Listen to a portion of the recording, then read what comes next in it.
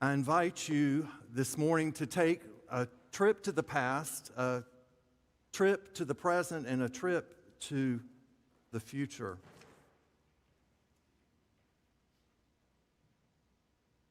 I am a 65-year-old heterosexual man with a wife, 2 sons, and a daughter. My oldest son, Davis, is a gay, cisgender male and has taught me why it is important for me to say to you that my pronouns are he and him.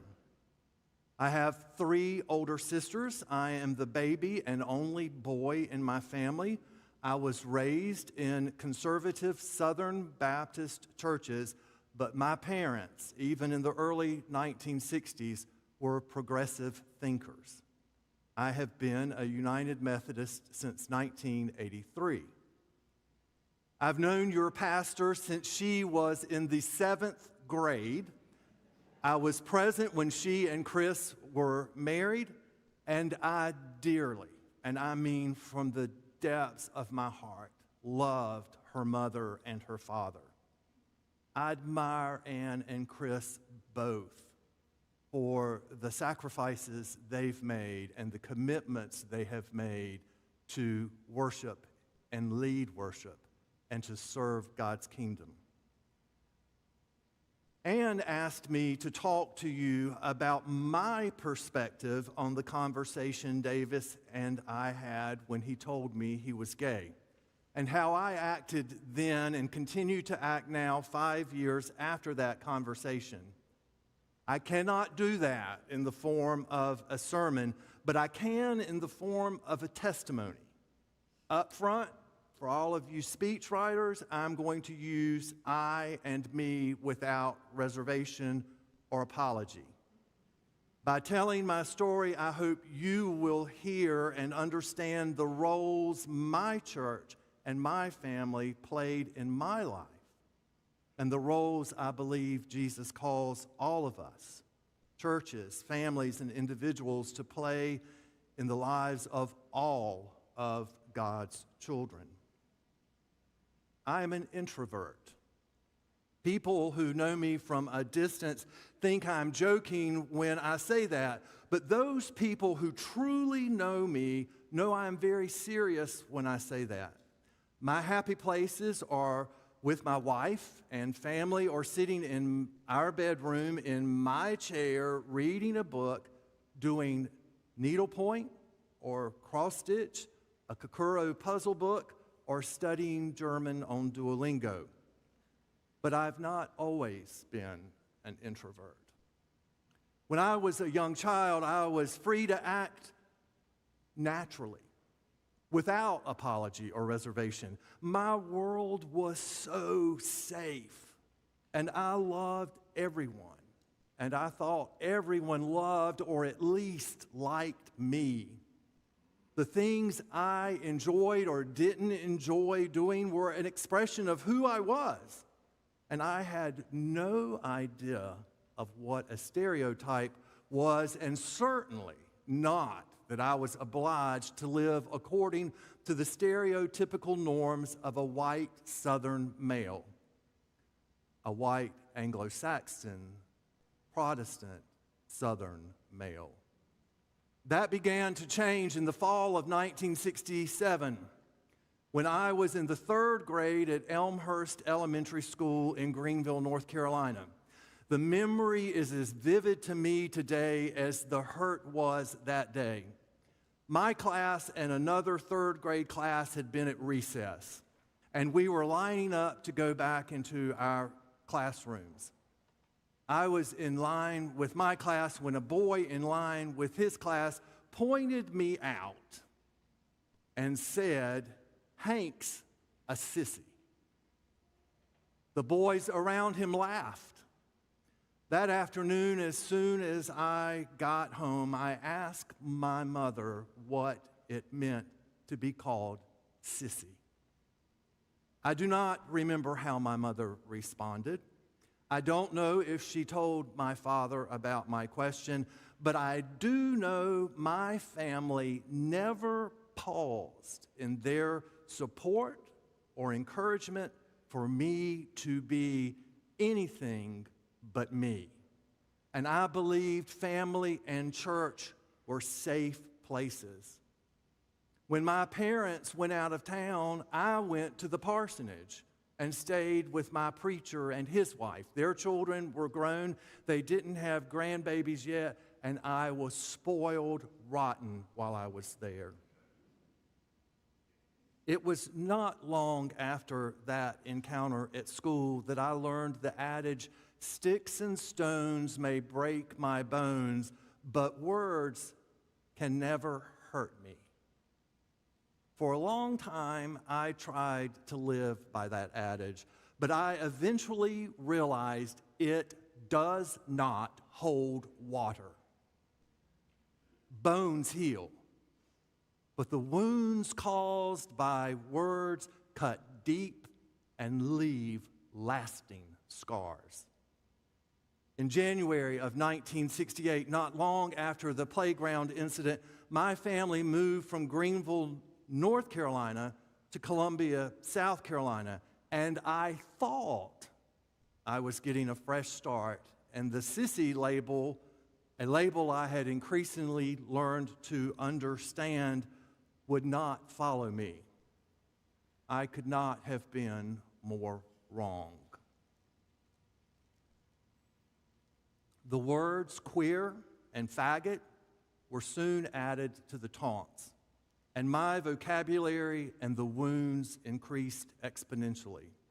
I remember visits to the elementary school counselor's office, but I don't remember the conversations. I do remember withdrawing deeper and deeper into my inner self, into my shell, and I remember beginning to wonder what was wrong with me. Again, my family never paused in their support or encouragement for me to be anything but me. And I continued to believe family and church were safe places. A real Southern boy was supposed to like fishing and hunting and sports and building forts and getting dirty. I like flowers, learning to do needlework, playing the piano, singing in choir, staying clean. You see how peculiar I was about getting this podium in its spot. And I relished being polite and genteel. When I was growing up, I had a neighbor named Grayson, a girl, and she had a treehouse her father had built for her that stood 6 feet from the ground. 6 feet from the ground. I was petrified to climb that ladder for fear I would fall and get hurt. I remember the knots in my stomach, the trembling in my legs, and the tension in my arms as Grayson, on many occasions, climbed the ladder behind me and coaxed me each rung of the way. At the ripe old age of 5, Grayson was my first girlfriend. She still has a special place in my heart. Grayson, like my family and church, loved me for who I was. She was a safe place. There are many, too many stories I could tell you about what it is like to grow up in a world that wanted me to be everything I was not. But I'm going to limit myself to only 2 more before I shift my focus. A couple of times I've said that church was a safe place, but that changed in the beginning of the 7th grade. My body moved slowly into puberty, and the changes to my voice moved even more slowly. Even so, I looked forward to moving from the children's choir to the youth choir when I started 7th grade. As the heat and the humidity of a South Carolina summer droned on, I could not wait for school to start, and with it, youth choir practice. Finally, in early August, my mother told me I was not going to be able to join the youth choir. Our minister of music had told my mother he thought it best that since my voice had not changed, I needed to stay in the children's choir for another year. I had never heard a policy about anybody's voice having to change before they moved into youth choir. I had never heard of it being done before. So it was a dose of humiliation, a double dose of humiliation, as my classmates moved up and I stayed behind with the children. In that decision, church was no longer a safe place for me because I was singled out for being who I was, not because my voice hadn't changed, but because I was too different. That same year, my physical education teacher made my life a living hell, and I developed a stomach ulcer. Finally, one day, on one of multiple visits to our family doctor, I was sitting in his office, and he turned around to my mother, and he said, "Estella, excuse yourself, please." And my mother dutifully got up and left the room. I now, as a 65-year-old man, figured he was probably wondering what was going on at home. Even though he knew my mother and father, they had a wonderful relationship. I'm sure he questioned in his mind, is Hank being abused by one of his sisters, by a relative, or by his mother or father even? He looked at me, Dr. Watson, and said, "We're not going anywhere until you tell me what is going on." I sat there for a minute. Finally, I broke into tears, and I told him about the torture I was experiencing at school. He wrote a note that I no longer had to participate in PE class. That was a good thing.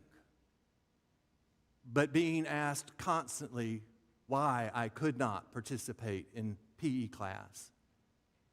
"Are you so much of a girl that you can't do the thing we boys do?"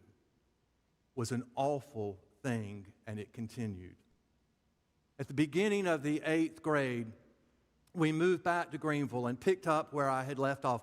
Back to my childhood church. Church was once again a safe place, but I was also back to the boy who had originally called me a sissy, and he nor his cronies had forgotten me or that day, and they too picked up where they had left off. The abuse had always been verbal, but that year it got physical. But just once. I've never, ever told this story to anybody. Not my parents, not my sisters, not my wife, not my children. I was sitting in health class, and the teacher left the room with instructions that we were to complete a worksheet. I was in the front of the room because that was a safe place for me. Out of nowhere, without provocation, without any reason at all, the boy behind me took his left hand and landed it as hard as he could across the left side of my face. He slapped me so hard that the pop could be heard around the room. He slapped me so hard that my head jerked. He slapped me so hard that my face throbbed and burned. He slapped me so hard that my heart broke. I didn't cry. I did not strike back. No one came to my defense. No one said a word then or later. That moment could have definitely been a tipping point, but it wasn't. It was the first and last time I suffered physical abuse, but the struggles of living in a world where there are few people who loved me for who I was and am continued, and I kept wondering if something was wrong with me. I am an introvert because the world tried to force me into conforming with stereotypical norms, to be accepted And to be successful, I had to conform to those norms. Fast forward, if you will, to June 20th, 2019. I am married to the love of my life. She encourages me to do the things I enjoy, and she encourages me to step out of my comfort zone. She teaches me how to water ski and snow ski and to be comfortable in a gym. I encourage her to do the things she enjoys, and I encourage her to step out of her comfort zone. I teach her to be confident enough to step out of her comfort zone and to dance and to enjoy travel. We are happiest when we are together, even if none of our children are with us. Our children are wonderful, each gifted and beautiful in their own way, and each fiercely loyal to each other and to us. I am an attorney with the absolute best job there is at First Citizens Bank. I am serving as a part-time local pastor in what was then a United Methodist Church. And I am enrolled in the course of study at Duke to help me learn and to help me be a good United Methodist pastor. Life is great. It is a Thursday night, and I'm on my way to the gym by myself. Folks, that was a big deal. My cell phone dings, and I have a text from Davis, now living and working in Wilmington. Dad, please call me when you can. I park and call him. Davis, where are you? Me, I'm getting ready to go in the gym. Davis, go ahead and call me when you finish. Me, no, Davis, I'm good waiting. Is everything okay? Davis, Dad, I have something to tell you. I'm gay. Me, okay, what's next? That sounds like a simple question, but it is actually quite complex. What do you want me to do? What do you want me to say? How do you want me to react? The question should probably be, what do you need me to do? What do you need me to say? How do you need me to react? But I was leaving that to God. Interestingly, the first question Davis asked me was, how will this impact your church and your ministry? Me. Davis, do you remember when the Campbell student committed suicide because he was drinking and wrecked his truck and was afraid to tell his parents? Davis, yes. Do you remember what I told you after that happened? Davis, yes. Me. I told you that you should never be afraid to tell me anything. That nothing you could tell me then or ever could make me stop loving you. Davis, this does not change my life for you, and I really don't care what anyone, anywhere, thinks about the reality that you are gay. I want you to be happy, and I want you to be safe. Davis, this is simply who you are. Everyone, everywhere, should have a loving and accepting family. Family should be a safe place. Not long after Davis came out, COVID forced the world into lockdown, and Davis, Sam, and Molly were all at home for the duration. As soon as Davis was able to get back to Wilmington, he found a United Methodist church that was safe. This past summer, when he moved to Denver, Colorado, he immediately found a United Methodist church that is safe. God is important to Davis. Being in church is important to Davis. Being a United Methodist is important to Davis. Everyone, everywhere, should have a loving and accepting church. Church should be a safe place. I imagine the traumas I experienced growing up are the same or different traumas that some of you experienced for the same or different reasons. I know mine pale in comparison to what some of you experienced or experience. I know mine pale in comparison to what Davis and other people like Davis have experienced and continue to experience. The world he lives in thinks his sexuality is a preference, not something physiological. They don't see him or anyone like him or anyone who is different from the norms they have summarily created as a part of God's natural creation. They fail to recognize, they fail to appreciate and enjoy the diversity of all that is God's creation. Throughout history, people have been bullied, persecuted, brutalized, convicted, executed because of their ethnicity, their gender, their religion, their sexual orientation, their nationality, their socioeconomic class, their body type, etc., etc., etc. The list is endless.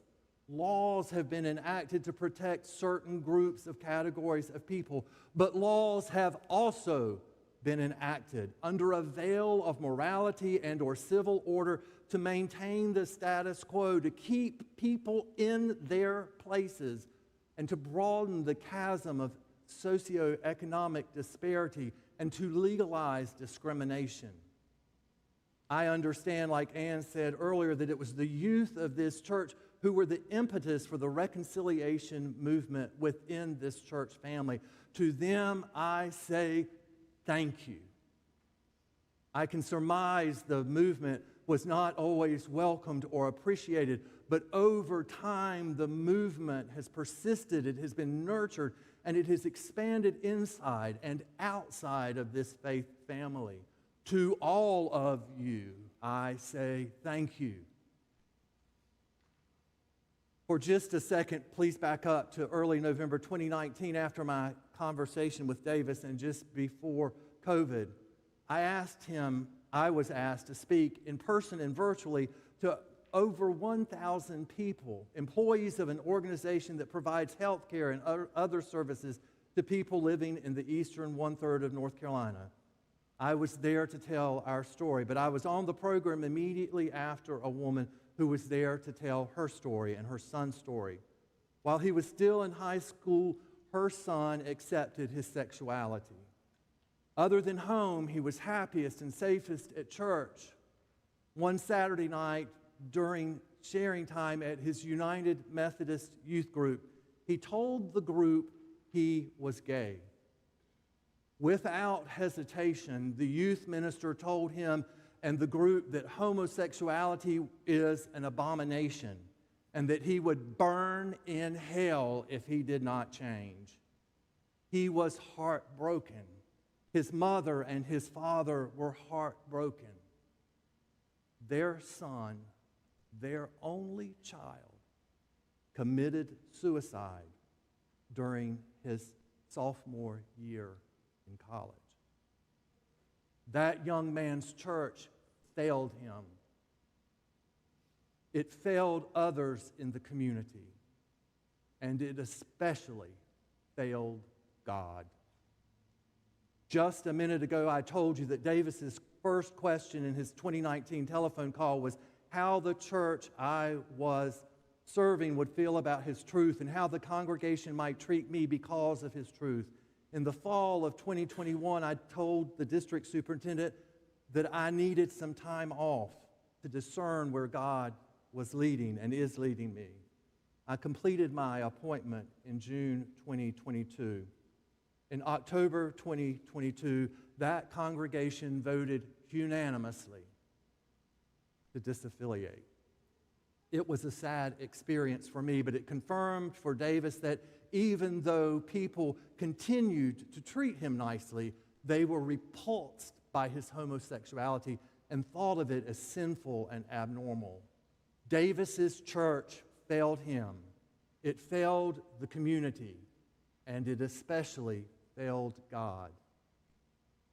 You and I as individuals, we as Christians, as a faith family, cannot be reconciled to God until we are first reconciled to each other. I don't expect the people in my past to apologize to me. In reality, maybe I should acknowledge, I did not say thank. I said I should acknowledge them for enlightening me so that I can seize opportunities like the one I have today to confirm what people are doing that is right and call out people who are not doing what is right. Those people who tormented me from the third grade through college and into my work life have helped mold my social consciousness and motivate me into being a vocal advocate for the marginalized. The Sermon on the Mount is for us, you and I as individuals, and we as Christians and as a faith family, to apologize to those we have wronged and to seek their forgiveness. Then we can come back to the altar and present our gifts to God, seek God's forgiveness, and move forward being the people God calls us to be, builders of God's kingdom. In the name of the Father, and of the Son, and of the Holy Spirit. Amen.